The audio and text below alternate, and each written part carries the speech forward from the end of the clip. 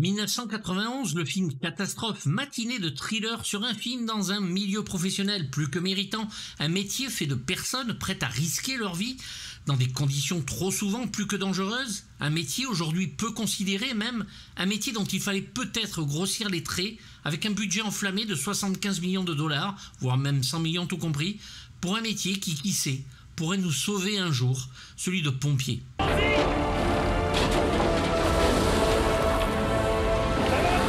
Backdraft sera ce film réalisé par un grand faiseur, un narrateur hors pair, qui n'a pas de vision propre cinématographiquement parlant, mais qui sait raconter les choses, même si la forme sera choisie sur le fond, et qui va nous donner un film à l'action spectaculaire et des effets exceptionnels. Ce salaud est dans les murs! Brian et Stephen McCaffrey sont les fils d'un officier des sapeurs-pompiers de Chicago qui meurt en héros dans un incendie.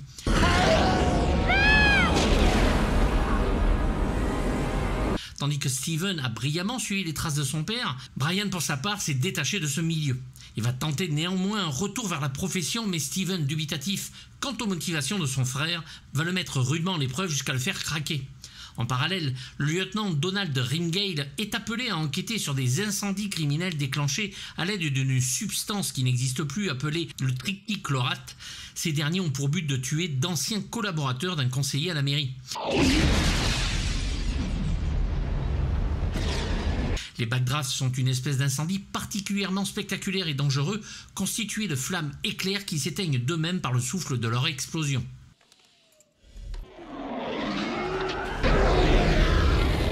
Une histoire donc sur une base de thriller, ce qui sera une des critiques du film, parce que personne n'est jamais content de rien, ne parlant pas réellement du métier, mais en donnant des exemples malheureusement de façon très hollywoodienne pour les critiques. L'héroïsme y est pourtant mis bien en avant dans des situations certes parfois exagérées et qui auraient mérité peut-être une histoire un peu plus intelligente.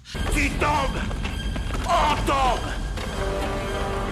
Allez! La fumée par exemple est peu montrée alors qu'elle est un des plus grands dangers, obscurcissant la vision dans les bâtiments, mais parce que tout simplement les acteurs, parce que les spectateurs doivent voir leur visage, ne portent que peu les masques respiratoires.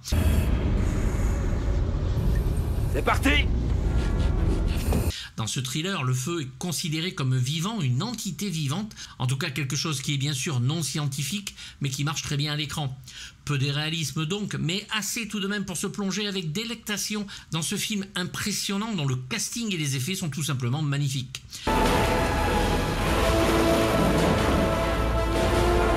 C'est Gregory Whedon qui va écrire cette histoire, l'homme derrière celle de Highlander, bien sûr, de Russell Mulcahy, et qui va écrire et réaliser The Prophecy. Il fut pompier pendant 3 ans, ce qui explique donc le sujet.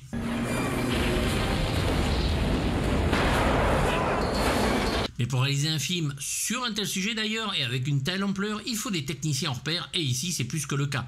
Albert Brenner d'abord au décor, un des meilleurs. Michael Salomon à la photographie, dont celle du Abyss de James Cameron ne nous lâchera jamais, et qui réalisera d'ailleurs de nombreuses choses, dont Pluie d'enfer.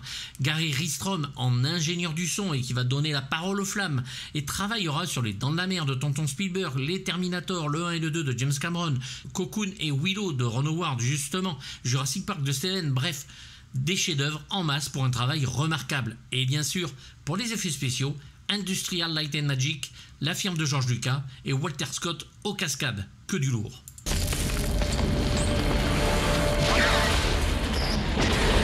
D'ailleurs, les cascadeurs le disent depuis que le cinéma existe, le feu sur un tournage n'est pas à prendre à la légère. Sur Backdraft, il faudra donc prendre des mesures exceptionnelles et faire attention aux risques pour les cascadeurs. Les spécialistes des effets et le directeur de la photographie vont donc devoir travailler de concert. Salomon sort juste de l'épreuve d'avoir travaillé 6 mois sur le Abyss avec Cameron et va se retrouver sur le film de Steven Spielberg, Always, et ses feux de forêt impressionnants.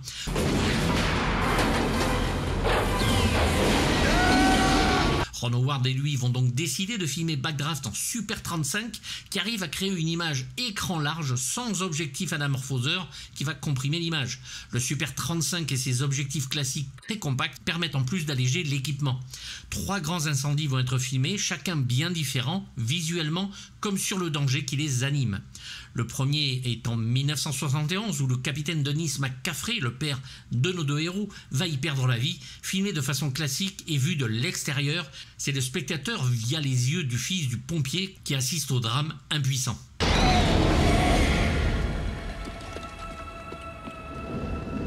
Le deuxième est dans un atelier de confection filmé caméra à l'épaule afin que le spectateur ressente la tension extrême que subissent ces combattants du feu. Saloperie de feu! Dégage là-bas! Et pour le grand final, l'incendie d'une usine filmé en grand plan et surtout chorégraphié comme il se doit, certains disent même comme un opéra.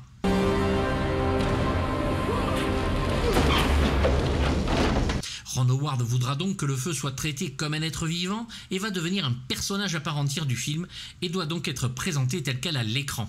Alan Hall va s'occuper des effets practical et mécaniques du film. Il a travaillé sur Top Gun de Tony Scott ou Les Incorruptibles de Brian De Palma, rien que ça, et empêcher tout risque de propagation des flammes. Albert Brenner, en chef décorateur, va donc devoir créer des décors avec des matériaux résistants au feu.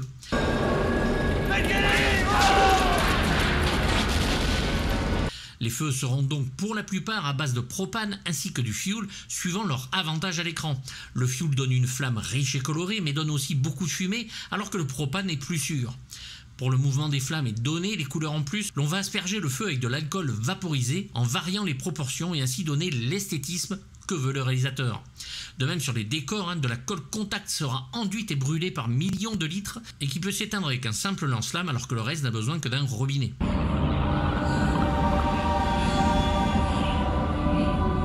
La fumée, bien sûr, va emmerder tout le monde, un souci sur le tournage qui va s'accumuler au plafond et arrive même à obscurcir les projecteurs.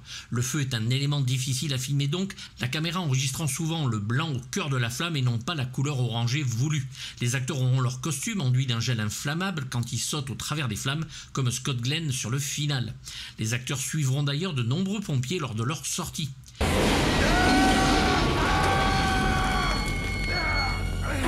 Walter Scott, responsable des cascades, fut d'ailleurs tellement impressionné de l'implication de ces acteurs qui furent nommés dans le générique final en cascadeurs. Kurt Russell, William Baldwin, Scott Glenn et Jason Gedrick vont donc partir en mission pour observer sous la direction de Stanley Span casser des portes à la hache, connecter des lances à incendie et grimper sur des échelles bien sûr. La pression de l'eau elle-même peut tuer.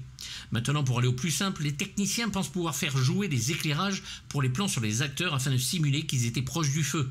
Mais ça ne marche pas. Les flammes créées par Industrial Light and Magic seront superposées aux brasiers créés en réel et vont ronger certaines parties des décors sur des miniatures parfaites.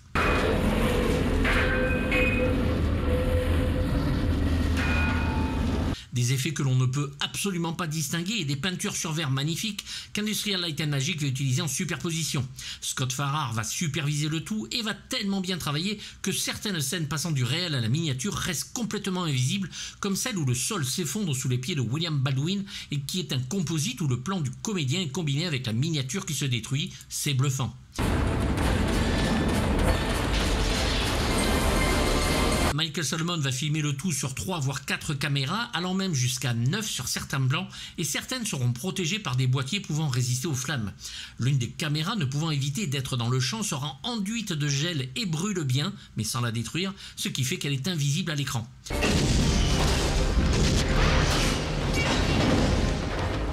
La scène du toit, où la chaleur y est énorme, fut tournée sur un parking décoré en toit d'immeuble avec fumée, gouttelettes d'eau en suspension, goudron mouillé afin de pouvoir simuler la liquéfaction avant son effondrement.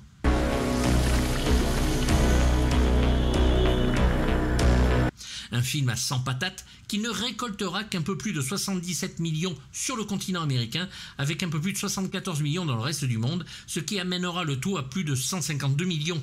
C'est pas fou, malheureusement.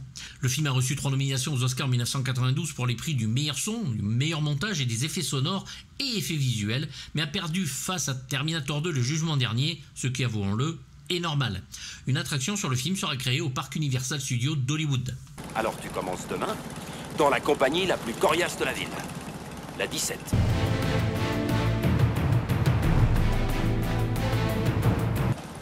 Ma compagnie. Avec le The Rock de Michael Bay, Backdraft possède un des meilleurs castings de films, Kurt Russell en tête, qui va interpréter le capitaine Dennis McCaffrey d'abord, pompier perdant la vie devant son plus jeune fils, qui est joué par John Duda, un jeune acteur. Tire la poignée, Brian. Le groupe 45 est lâché. Puis adulte en Kurt donc, interprétant le lieutenant Stephen Bull McCaffrey. Il veille donc sur son frère Brian, qui est plus jeune et ne veut pas admettre qu'il s'est décidé d'en faire son métier aussi.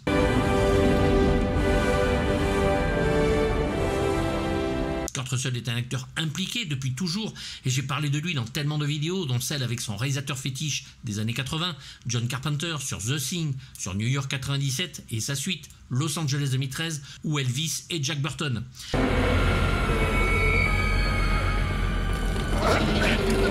Acteur impliqué au point que plusieurs histoires sur le tournage racontent qu'en suivant des pompiers, il va voir un combattant du feu perdre la lance à incendie qu'il avait en main et Russell va se jeter sur sa lance et la récupérer en t-shirt et en jean, brûlant une partie de ses cheveux. Tu tombes. On tombe. Une autre histoire racontée par William Baldwin explique qu'à 4 h du matin, Russell voit un pompier perdre les pédales parce que des matières plastiques fondent sur lui. Russell a bondi et aidé le bonhomme, voire finir le travail. C'est un dingue. On attaque de face cette ordure. Il va nous sauter à la gueule. Il va juste cracher de la vapeur. Quelques cheveux et sourcils donc vont se perdre dans la chaleur et son personnage dans le film sera ce kamikaze du feu, la définition même du métier en vrai héros qu'il est, même si sa façon de faire pourrait le montrer presque suicidaire. C'est un acteur formidable et Philippe Vincent est à sa voix française. Je faisais mon boulot là-haut. Tu peux rien dire mon vieux, tu sais pas ce que j'ai fait. T'as laissé tomber l'équipe.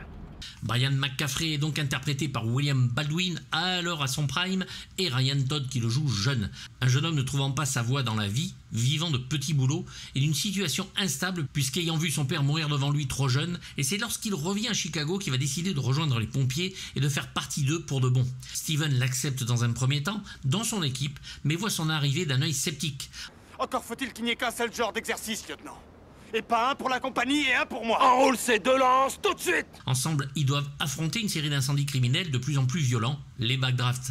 C'est après avoir vu son frère en héros qu'il le fera changer de métier pour se lancer dans celui d'enquêteur sur incendie aux côtés de Robert De Niro. Soulève le couvercle. Il s'engage par admiration pour son père, mais n'est pas à la hauteur de ce dernier, voire de son frère, et doit se faire à l'idée. Il va aller jusqu'à suspecter son frère une fois qu'il comprend que seul un pompier peut travailler sur ces backdrafts. Je savais pas jusqu'à ce que tu viennes au bateau pour chercher des produits chimiques, pour me chercher. William sort de L'expérience interdite de Joel Schumacher et Affaires privées de Mike Figgis pour enchaîner sur le triste Sliver de Philip Noyce ou le Fair Game encore pire d'Andrew Sipes. C'est Serge Fallu à sa voix française. Il aime pas le feu. Qui? Le tueur, il a utilisé du magnésium pour faire croire un accident. Donald Shadow Ringale, interprété par Robert De Niro, grand spécialiste des incendies criminels dans le film, qui mène son enquête et découvre que les personnes visées sont toutes d'anciens collaborateurs d'un conseiller de la mairie. Je dois dire si c'est un incendie volontaire et si oui, je dois épingler le salopard qui a fait le coup. Ayant lui-même été victime des flammes, son corps est complètement brûlé, elles ont léché son corps, il est un spécialiste des enquêtes liées aux incendies. Les incendies qui sont maîtrisés ne tuent qu'une seule victime, comme s'il ne voulait pas faire de massacre, et gère le feu afin qu'il ne se propage pas. Non pas à cause des propriétés de ce liquide inflammable, mais parce qu'il en a la volonté. L'acteur n'hésitera pas, lui, à faire une formation et un travail de recherche allant jusqu'à assister à l'autopsie d'une victime d'un incendie criminel et passera de longs moments dans les bureaux du département d'investigation concerné. Il les oblige à le combattre en se pliant à ses règles. Mais la seule façon de le tuer vraiment, c'est de l'aimer un peu. Il enchaînera sur les nerfs à vif de Martin Scorsese et c'est le fabuleux et regretté Jacques Tran, sa voix habituelle, qui le double.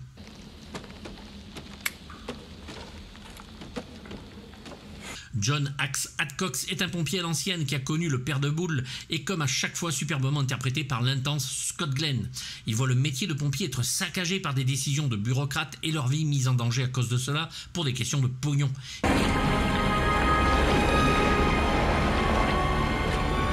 Il fait partie de ces pompiers cow-boys et la définition de ceux de Chicago. On entre dans les immeubles et l'on prend tous les risques pour éteindre un feu. Comme Kurt Russell, il sera l'autre acteur n'hésitant pas à plonger dans les flammes et prendre des risques.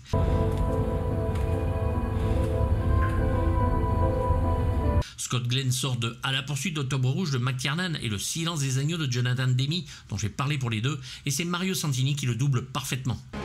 Je vois que ta grand-mère est Oui, elle te déteste toujours. Jennifer Jason Leigh et Jennifer Weitkus, l'intérêt amoureux de Brian qui travaille pour Sweezyke au conseil municipal.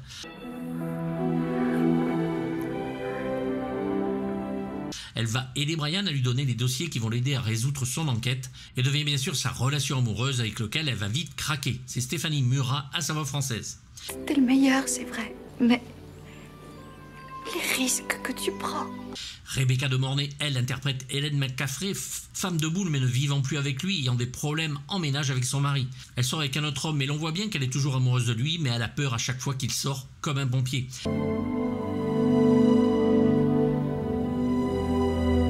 Elle enchaînera sur un des plus gros succès de sa filmographie, La main sur le berceau de Curtis Hanson. Françoise Cadol est à sa voix française. Brian McCaffrey. Brian, voici mon patron, le conseiller Swedzak.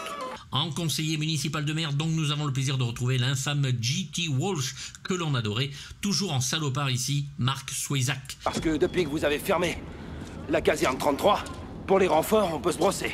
Responsable de coupes budgétaires qui concernent les pompiers de Chicago, fermant caserne sur caserne et empêchant ces pompiers de travailler, les mettant de plus en plus en danger. Vous savez cette lueur rouge qui clignote dans votre œil? C'est le témoin lumineux qui indique que votre carrière se termine. Il est doublé par Michel Derain. Vous savez cette lueur rouge qui clignote dans votre œil?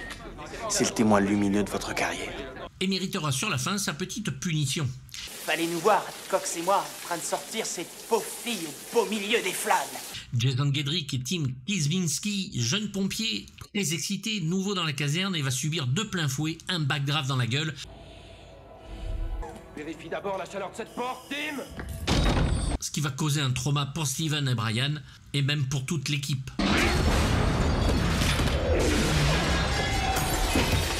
Le jeune homme n'aura pas sa carrière voulue et sera découvert dans le Aigle de fer de Ciné Fury.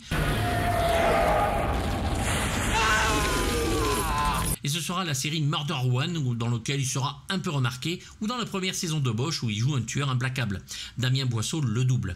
2 morts dues à une rencontre brutale avec des objets immobiles. Et bien sûr, qui dit Ron Howard dit obligatoirement Clint Howard, son frère, ici Rico le pathologiste. C'est un mélange de mastic de plombier et de gomme de Riofen. Ça brûle presque entièrement quand on l'enflamme.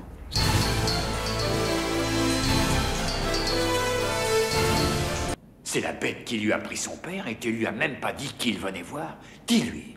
Ne vous inquiétez pas, vous ne pensiez vraiment pas que j'allais oublier la meilleure scène du film, celle où un acteur, comme d'habitude absolument parfait, fait encore mieux, une scène de tension mémorable qu'un acteur va transcender en un grand moment de cinéma. Et mon animal s'est retourné contre moi. Tout à coup, c'est devenu l'enfer. Donald Sutherland était un acteur monumental qui nous manque chaque jour depuis son décès le 20 juin 2024 à l'âge de 88 ans. J'en aurais pris pour 20 ans de plus de son jeu d'acteur, mais la vie fera que je devrais me replonger dans ses œuvres pour me délecter de son travail. Il me manque énormément. Qu'est-ce que tu as fait à cette petite fille, Ronald? C'est pas juste, Shadow. Interrogé par Robert De Niro, il joue ici un pyromane, Ronald Bartel. Je l'ai brûlé. Qu'est-ce que tu fais aux vieilles dames, Ronald? Je les brûle. Alors qu'il a purgé 6 ans, il est prêt à sortir, et c'est Shadow, joué par De Niro, qui va faire en sorte de le faire repartir en prison. Qu'est-ce que tu aimerais faire au monde entier? Tout brûler. C'est par sa faute que Shadow d'ailleurs est brûlé sur tout le corps. Tu as toujours honte de relever tes manches? Montre-lui ta poitrine. Brian va plus tard le questionner pour l'aider dans son enquête. Si ce gamin voulait vraiment être comme son père. Et Bartel va jouer avec lui au jeu des questions-réponses, une scène absolument impressionnante en tension et jeu d'acteur comme on les aime. Il ne veut pas le laisser s'amuser, donc il ne l'aime pas. Alors qui n'aime pas le feu? Où Bartel, tel Hannibal Lecter dans Le Silence des agneaux de Jonathan Demme, nous est présenté en pyromane interné, et c'est par Shadow que la légende du feu nous est décrite comme un personnage à part, et en parle comme d'un homme, voire d'une entité vivante. C'est vivant, Brian. Ça respire, ça mange, et ça hait. Le feu est son instrument de mort, là où d'autres utilisent un flingue ou une arme blanche. Sa filmographie est juste impressionnante, et j'avais parlé de lui dans le Haute Sécurité de John Flynn. Il t'a regardé. Le feu t'a regardé. C'est en plus la voix d'Hannibal et le doubleur de Sutherland comme d'Hopkins, Jean-Pierre Moulin, qui nous offre ici un très beau travail. Attention, prêt?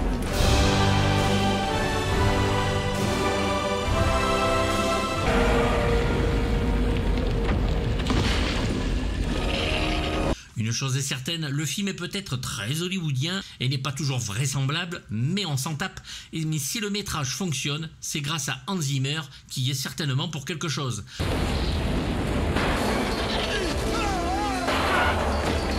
Notre teuton musical n'est pas mon compositeur préféré depuis quelques années, voire trop, mais ici c'est le bonheur avec Charlie Walker qui conduit l'orchestre de façon parfaite et ajoute bien sûr sa touche personnelle.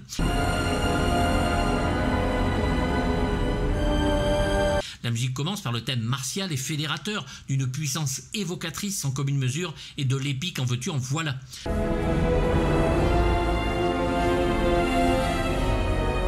La musique est clairement l'ode qu'il fallait pour définir ce métier et les hommes qui sacrifient tout pour aider les autres chaque jour.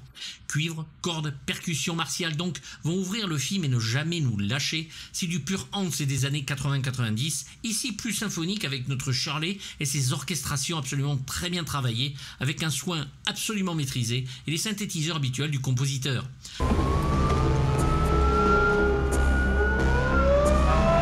Le thème va vite partir d'ailleurs vers le sombre dans une brutale rupture avec la mort du père devant les yeux de son fils, gardant le casque près de lui accompagné de chœurs tragiques.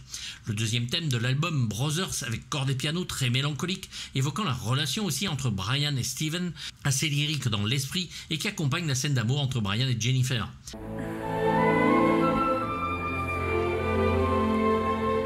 Le thriller revient aussi en musique, mystérieuse et sombre dans son ambiance, tout en tension et en drame, et Zimmer va nous donner de très bonnes scènes d'action, dont le monumental Burn It All pour l'incendie final.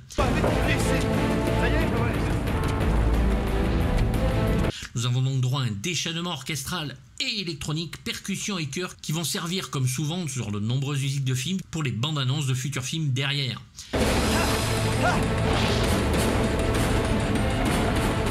You Go, We Go continue sur la même intensité dans une musique extrêmement massive et surtout spectaculaire, dramatique en diable, afin d'accompagner des images magnifiques et intenses. Steven! Une musique qui reste en tête et qui finira sur son thème principal mais amplifié jusqu'à la démesure du film, une vraie musique hommage aux pompiers, singulier et pluriel, dont l'héroïsme y est juste vivant. Backdraft restera à jamais une de ses meilleures partitions qui sortira chez Milan, ressortira remasterisée plus tard et enfin en version complète chez Intrada en 2024. Il était temps.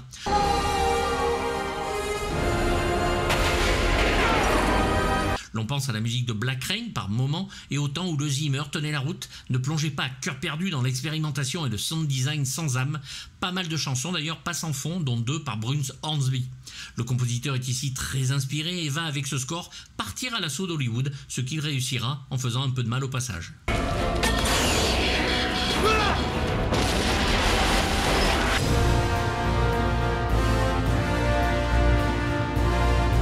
Regardez ce mec.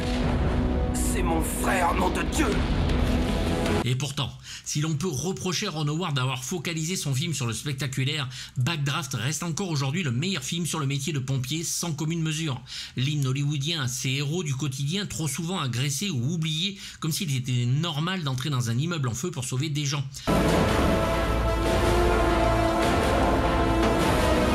Un courage et une bravoure hors du commun et ultra définis ici dans un film certes rempli de poncifs et de dialogues parfois lourds, mais pas de sens. Et s'il fallait en garder un, ce serait celui-ci. Ils furent à nouveau glorifiés aux États-Unis après les attentats du 11 septembre, alors que chez nous c'est souvent engueulade, agression, caillassage par des gens inéduqués et qui parfois mériteraient d'être livrés à leur sort, incapables qu'ils sont d'avoir 0,1% du courage de ces hommes et de ces femmes.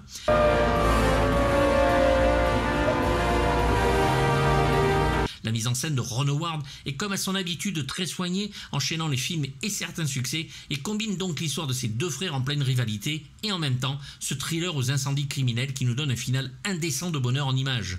41 minutes seront coupées au montage, cela se voit parfois sur des scènes de dialogue. Le code d'alarme 335 signifie que la compagnie est rentrée chez elle. En mars 2018, Universal annonce avoir engagé le réalisateur espagnol Gonzalo López Gallego pour réaliser une suite au film avec William Baldwin prêt à reprendre son rôle. Le film intitulé Backdraft 2, se sont pas foulés, et dans lequel Donald Sutherland reprend aussi son rôle et où apparaît l'acteur Joe Anderson qui sort directement en vidéo le 14 mai 2019. Nous allons sonner ce code pour accompagner dans leur dernière demeure. Peu de films catastrophes ne nous auront autant marqué que La Tour Infernale de John Guillermin sous la houlette du spécialiste du genre Irwin Allen. Ron Howard tient pourtant ses promesses ici, montrer que pour sauver une âme, ces hommes sont prêts à sacrifier la leur. Qu'y a-t-il de plus honorable que cela ? La ville de Chicago est réputée pour ses équipes de pompiers parmi les meilleures du pays, et ce film en est le monument public que Ron Howard leur offre, ainsi qu'à nous, héroïque et spectaculaire, dont le poster, avec Kurt Russell, un enfant dans un bras, Sage dans l'autre, en est la meilleure des représentations. Demandez-lui qui a gagné de l'argent en envoyant des pompiers se faire tuer. Filmé dans la ville, l'équipe sera accueillie chaleureusement et les pompiers mettront à leur disposition tout ce qu'il faut, dont des équipements à foison. Tel l'enfer de Dante, Ron Howard nous sort un énorme film. Certains diront que ce n'est pas un chef-d'œuvre et pourtant c'est un film qui reste, que l'on n'oublie pas et donc objectivement un 7 poils brûlés sur 6 pour les images folles qui cachent certains dialogues faciles, je vous l'accorde, mais un film qui provoque et je défie tout le monde de ne pas verser sa petite larmichette sur la fin de l'histoire, sur ces valeureux chevaliers du feu.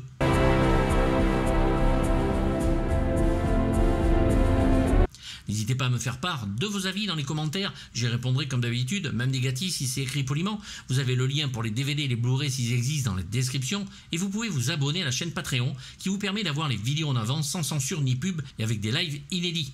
La boutique est ouverte avec mug, t-shirt, suite, tablier de cuisine, bref plein de choses, vous avez aussi le lien en description. Pensez à vous abonner si vous le voulez, c'est gratuit et ça fait plaisir. Mettez un pouce et activez la petite cloche pour les notifications, et à bientôt pour du lourd, bye bye.